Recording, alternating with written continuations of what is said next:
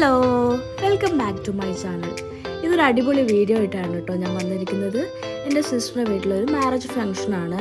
എൻ്റെ സിസ്റ്ററുടെ ഹസ്ബൻഡിൻ്റെ സിസ്റ്റേഴ്സിൻ്റെ മാരേജാണിന്ന്. അപ്പോൾ അതിൻ്റെ ഒരു പ്രോഗ്രാംസും കാര്യങ്ങളൊക്കെയാണ് ഇന്ന് ഞാൻ നിങ്ങൾക്ക് കാണിച്ചു തരാൻ പോകുന്നത്. അപ്പോൾ ഞാൻ ഒരുപാടൊന്നും എടുത്തിട്ടില്ല, കുറച്ചൊക്കെ അവിടെ നിന്ന് എടുത്തിട്ടുള്ളൂ. ഇപ്പോൾ കുറച്ച് കാര്യങ്ങളൊക്കെ ഞാൻ കാണിച്ചു തരാം. ഇവിടുത്തെ ഒരു എന്താ പറയുക, ചെക്കൻ വരുമ്പോൾ ഉള്ള കുറച്ച് പരിപാടികളൊക്കെ ഞാൻ കാണിച്ചു തരാം.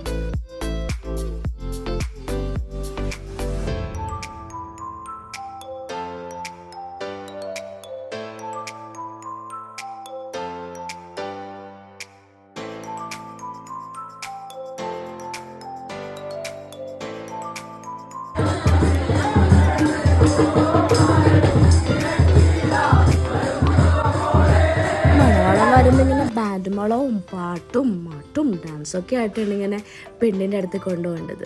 പിന്നെ അത് നമ്മുടെ റിസാക്ക് അന്ന് പാട്ട് പാടുന്നു ഭയങ്കര ആഗ്രഹം പറഞ്ഞു. പിന്നെ ഞാൻ അവളുടെ അടുത്ത് പോയി പറഞ്ഞു അവൾക്ക് പാട്ട് പാടണമെന്ന്.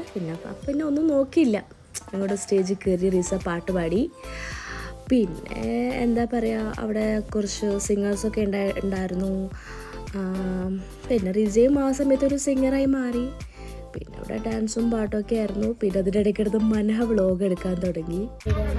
ഇപ്പോൾ കഴിക്കാൻ വേണ്ടി വന്നാണ്, ബാക്കി അവിടെ ചെന്നിട്ട് സ്റ്റേജിൽ വെച്ച് കാണിക്കുക.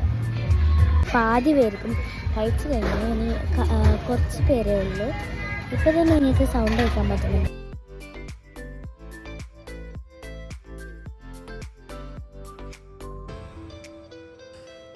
ഇവിടെ പെണ്ണിൻ്റെ വീട്ടിലെ പരിപാടികളൊക്കെ കഴിഞ്ഞ് നമ്മൾ ചെക്കൻ്റെ വീട്ടിലേക്ക് പോകും. അപ്പോൾ ചെക്കൻ്റെ വീട്ടിൽ പോയിട്ട് പെണ്ണിൻ്റെ കസിൻസൊക്കെ കാണിക്കുന്ന ചില കോപ്രായങ്ങളുടെ ഷോ, എന്താ പറയുക, എന്നാലും അടിപൊളിയായിട്ടുണ്ട് കേട്ടോ.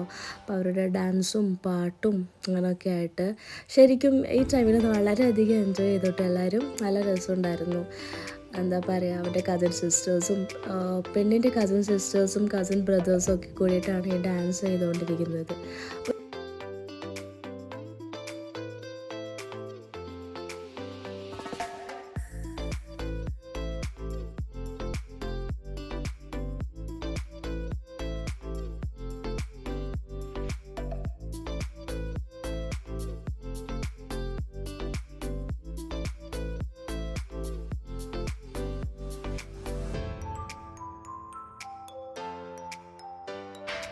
ഒരു മിനി വ്ളോഗിൽ ഞാൻ നിങ്ങളുടെ അടുത്ത് പറഞ്ഞിട്ടുണ്ട് റിസയ്ക്ക് ചിരിക്കുന്ന അസുഖമുണ്ട്, ചിരിച്ച കാരണം നിർത്താൻ പറ്റത്തില്ലെന്ന്.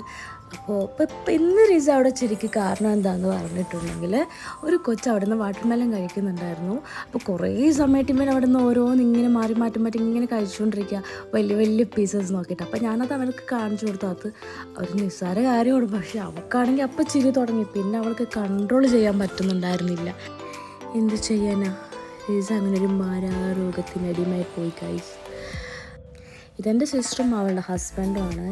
എന്താ പറ്റിയെന്ന് എനിക്കും മനസ്സിലായില്ല. പെട്ടെന്ന് എല്ലാവരും കൂടി ഓടി വന്ന് അവരുടെ ചുറ്റിലും നിന്ന് പാട്ടും ഡാൻസൊക്കെ ആയിരുന്നു. ഇവരുടെ കല്യാണം കഴിഞ്ഞിട്ട് 1 മാസം ആവുന്നതേ ഉള്ളൂ. അപ്പോൾ ഇതെന്താ സംഭവം എന്ന് നിങ്ങളും കൂടി ഒന്ന് കണ്ടു നോക്കാം.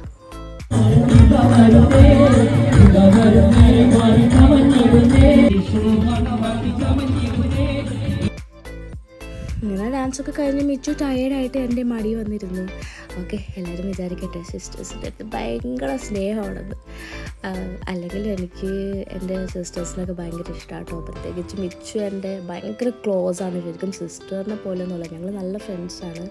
ഞങ്ങളെല്ലാം ഇങ്ങനെ ഷെയർ ചെയ്യും.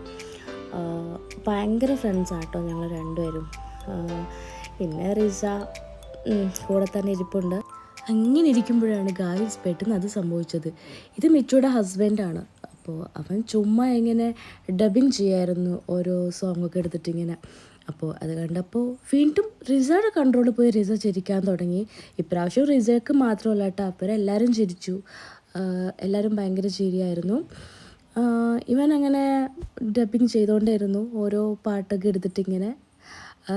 അതിൻ്റെ കൂടെ റിസ അടങ്ങി നിർത്താണ്ട് ചിരിച്ചുകൊണ്ടിരുന്നു. എന്താ ചെയ്യാല്ലേ, റിസയുടെ അവസ്ഥ കഷ്ടം തന്നെ. റിസയ്ക്ക് ഒട്ടും ചിരി കൺട്രോൾ ചെയ്യാൻ പറ്റാതെ എവിടെ ആയിരുന്നാലും എന്തെങ്കിലും ഒരു നിസ്സാര കാര്യം മതി അവളെ ചിരിക്കാൻ തുടങ്ങി. അവൾക്ക് ഒട്ടും കൺട്രോൾ ചെയ്യാൻ പറ്റില്ല. അവസാനം വയറുവേദനയൊക്കെ ആയിട്ടാണ് ഇരിക്കുകയായിരുന്നു റിസ.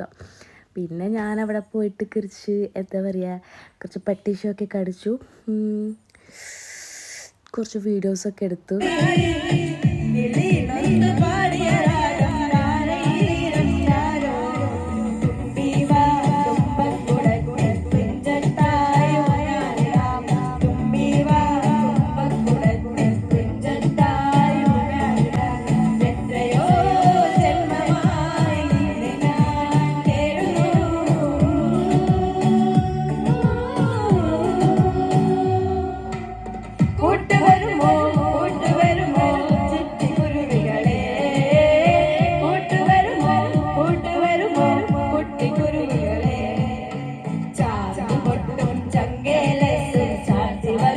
പിന്നെ കുറച്ച് സമയത്തേക്ക് മിച്ചുൻ്റെയും റിസയുടെയും ഒക്കെ പാട്ടായിരുന്നു. ഒരുപാട് ഏതൊക്കെ പാട്ടുണ്ട്, ഓൾമോസ്റ്റ് എല്ലാവരും അവിടെ ഇരുന്ന് പാടി. പിന്നെ ഞങ്ങളുടെ മിച്ചൊരു കലാതിലകം കൂടിയാണ് കേട്ടോ. മിച്ചു നല്ല പോലെ പാടും. അങ്ങനെ അവിടെ എല്ലാവരും കൂടി ഭയങ്കര കയ്യടിയൊക്കെ ആയിരുന്നു മിച്ചുൻ്റെ പാട്ടിന്. റിസ ആണെങ്കിലും കൂടെയുള്ള കുട്ടിയാണെങ്കിലും നല്ല രീതിയിൽ പാടുന്നുണ്ടായിരുന്നു. എനിക്ക് തോന്നുന്നു അവിടെ വന്ന സിംഗേഴ്സിനേക്കാളും നന്നായിട്ട് ഇവരാ പാടിയെന്ന്. ഇപ്പം സമയം ഒരു 3 മണി. ഞാനാണെങ്കിൽ നല്ല രീതിയിൽ ഉറക്കം തൂങ്ങിയിരിക്കുക. പിള്ളേരാണെങ്കിൽ ആകെ അടിച്ച് പൊളിക്കാം. ഓക്കെ എനിക്ക് ഉറക്കം വരുന്നു, ഞാൻ പോവാം. അപ്പോൾ thank you for watching. Bye bye.